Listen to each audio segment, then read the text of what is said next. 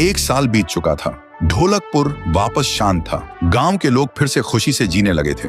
हर पूर्णिमा को लोग एक दिया जलाकर ठुन ठुन ठुन साहुर को याद करते थे। पर एक रात कुछ ऐसा हुआ जो फिर से सब कुछ बदल के रख दिया। लाशें फिर से मिलने लगी। हर 2 दिन बाद किसी न किसी के घर के सामने एक कटी हुई लाश पड़ी होती। गांव फिर से कांप उठा। एक दिन सब लोग महाराज के पास पहुंचते हैं और रो रो कर गांव की घटनाओं के बारे में बताते हैं। रात को महाराज 2 सेनापतियों से कहते हैं, जाओ और खोजो इस कांड के पीछे कौन है। लेकिन सुबह सिर्फ उनकी लाशें लौट कर आईं। एक का सिर था ही नहीं, दूसरे के पैर कट चुके थे।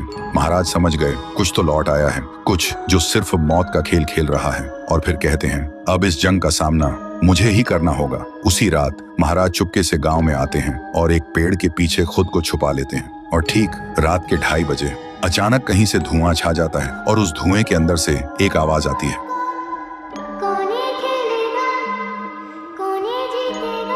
और फिर धुएं के बीच से निकलती है एक गुड़िया, गोल आंखें, एक बेजान सी मुस्कान, लेकिन चेहरा मौत का पैगाम।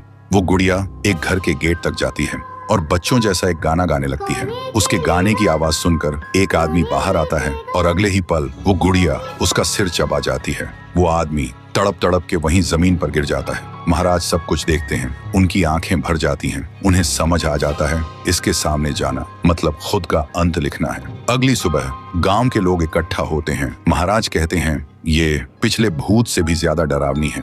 इसे सिर्फ वही हरा सकता है जो मौत को पहले ही हरा चुका है। और फिर एक पूर्णिमा की रात सब लोग दिया जलाकर पुकारते हैं, आप वापस आइए, आपके बिना ये गांव जिंदा तो है पर जीने जैसा नहीं। तभी एक आवाज गूंजती है,